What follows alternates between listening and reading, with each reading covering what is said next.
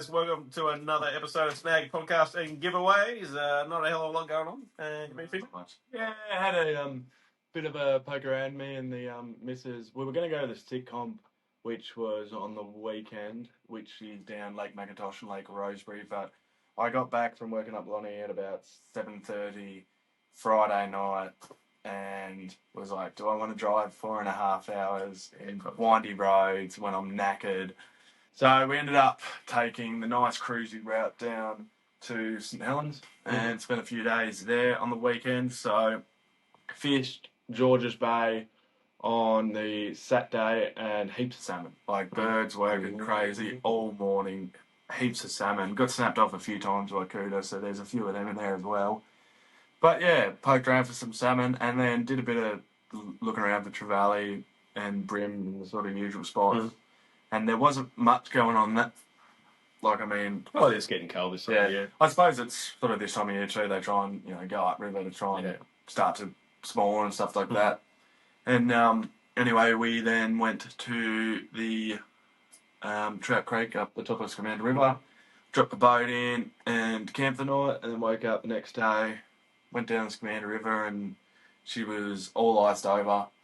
In the upper reaches. Yeah. That's a big effort, obviously. It was cold, yeah. Considering there's quite a high salt content there, obviously. It's closed and it's been fresh water been pushing down. The one thing I was thinking, like you said, it was closed at the mouth, so there was no tide, so it was fairly high up, and it was also obviously a lot more fresh water than what it usually is. So I'm guessing, I'm no scientist, but I'm guessing that's probably the reason that it's frozen over. Or so cold that it's managed to freeze salt water. Yeah. But I don't think so. It was tough going up the Scamander River. Like, I mean, we got one nice one, and I probably lost a couple of sort of bigger ones. So they're not at the stage where they're up there that much that you could go throw a rock at them and then eat it because they're up there spawning. But they're starting to make their way up there. Like, there was a fair few that we saw and we just couldn't get them to eat, and a fair few that you'd see them, you'd throw your plastic at them, and then they're just like, not interested. Not interested.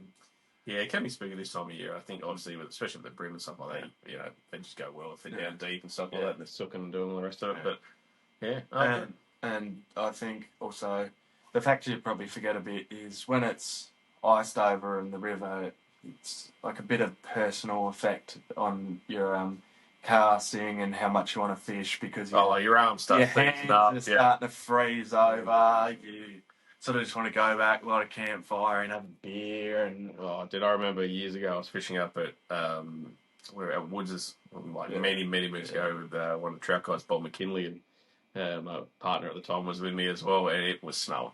Like, it was snowing, it was raining, and hailing, and all that, and just me being like, she was up the front, like curled up, couldn't barely move. He had his waders on, so he was doing good night. There's old me and the just track dacks and stuff like that, and like kept casting. I thought, I'm not going to stop, and my arms were cooked. I remember we went casting, I couldn't actually physically put my arms forward.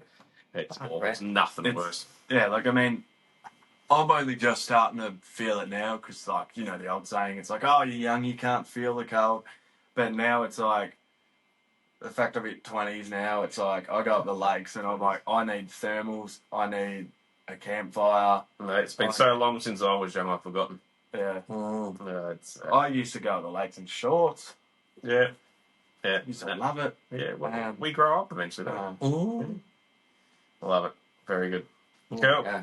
All right, let's get into some reports from around the southern part of the state. Hooch was going to be to give us a report up north, but an emergency came up, so unfortunately you had to run off to that. But I don't imagine there was a hell of a lot going on in the north, so absolutely. What do we got first up? All right, some good reports of some squid off Dens Point and in the channel as well. So a few reports come in today and yesterday. Some guys doing pretty well on small red and white squid jigs, so that's the tip there. And you got Browns River firing with brim. Well worth a trip. Yeah, no, the juniors are all been down there absolutely smacking brim left, right and centre. Nice, sir. You got Great Lake fishing very well here with rainbows and browns on black and gold lures. So. Yeah, you almost start to forget this time of year that there's still plenty of waters that are open. Yeah, well, we were only talking about it earlier. So you got Burberry down the west coast, which is actually open all year, which I don't know whether that's been changed recently, or whether it was always all year round. Well, you're not going to run into a bunch of people trying to last 70 days on a TV show. Yeah, No. that's all over. So, Yeah. well done to the winner. And the other one, He was a Kiwi. Oh!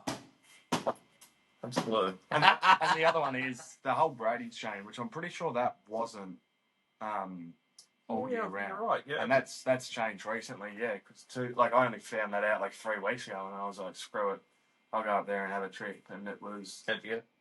Well, it's about 5 meters below full water level, so it was interesting, but managed to pick up Couple of fish. a couple of rainbows trolling in the absolute guts. Oh, nice. Yeah, cool. When in all doubt, just troll up the guts. Take that as you will. Why is it nice? All right. What else we got? Trout getting going. Craigbourne Dam still fishing well. We're going to show a photo of that rainbow that guy got from Craigbourne Dam. That thing was enormous. So still fishing well. Where was we? Tuna. Is that what you just said? Was it my turn? No, it's yours. Woo! Tuna have been slow in the south, but there are a few still around. Weather has made it hard. How so, you reckon? Bit cold, bit bit wet, bit windy. windy, bit wind, bit Classic everything, Taz. everything you don't want when you're trying to tuna fish. Look at weather Welcome forecast every single to weekend. June. It's like, That's minimum exactly of right. 25 kilometre winds. It's Absolutely. lovely. We got some. There you go. Look, man, I wrote this in the last minute, all right? 60% of the time it works Hold every up, time. we're going to read it word for word. We got some really decent sized Aussie salmon kicking around in the channel and Bruny Island 50 centimetre range, which on that today, I've shown you a video. I'll try and get it on the screen. That's It's, it. Pause for a video insert here. That's samurai, Whoa! And Welcome back. yeah, so I was driving across the bridge today with Boss going to work and noticed some sort of surf action going down underneath the bridge, and then something just smacked the absolute hell out of it. Like, you could only just see. I reckon I suppose there was about 30 seals just following around doing like 3 salmon, just tormenting them. What else we got? The lower reaches of the Huon fishing well for brim on soft plastics. Drummer, you're actually going on this weekend. Yeah, I was going to have a poke around the Huon Saturday, have a bit of a look. I thought after last couple of decent weeks away working and sort of doing a few decent sized trips in between, I was like, nah, I need a weekend where I can just chill in Hobart, long weekend, watch the North, Melbourne, Roos beat West Coast, which is always going to be good. Cool. Like I always am. Cool. All right, break time. What we got going on here? You're up first. Right, we got Darren Turner with a nice feed of, it's flatties, but another typo we got. Magical moments on the keyboard. Nice feed of fatties. Yeah. But they were flathead. Yeah. Well, there you go. Fatty flatties. Yeah, cool. You need the photo to say. I know. Like, if the photo's up there in the corner, it's fine. You can say That's fatties, but Absolutely cool. yeah. Paul with a nice brim after being snapped off from a few other big models around. Awesome work, Paul. Now, I've got to go back to this HRV going on here. That's his name online. Yeah, right on, cool. Yeah, it could be something long, but let's just go with Paul. All right, well, I'll stick with Brandon and Co. with some nice stripies. Yeah, awesome work, legend. We got Josh Ward with a nice brim from Browns River on his new atomic rod. Yes. From the shed. Came from the shed today. He breaks a few rods, old Josh. Happens to the best of us. But he does fish a lot. Like, I mean, you know, he went and broke a couple of rods and he's waiting on a tip to turn up. So he bought a new atomic one today and went out there. 7'6", I believe it was. A nice big long one. So awesome with it. And first cast. Managed to get it. Of course. Cool. This is the talk of the town at the moment. Dave Risley with a horse of a rainbow trout from Craigbourne. That is a big fish. Oh, we got photos? That is. Well, it's on the screen right now. Can't you see it? Oh, Can't you see it? That's it. Oh, it's above his head. Yeah, that's it. Genius, of course. Rightio, so Jen Booth with a nice rainbow from Great Lake. Awesome. Great Lake doing the goods again. Yeah, dishing it out. And last one, we got Arthur Whittock with a nice brown from Great Lake. That was a good fish. Boy can fish. Cool. Mm-hmm. All right, guys, that's us for another week. Don't forget to send your reports in if you've got them. Don't forget to become a member so you can win some awesome prizes and help support us doing this every week. So www.snag.com.au. See you there.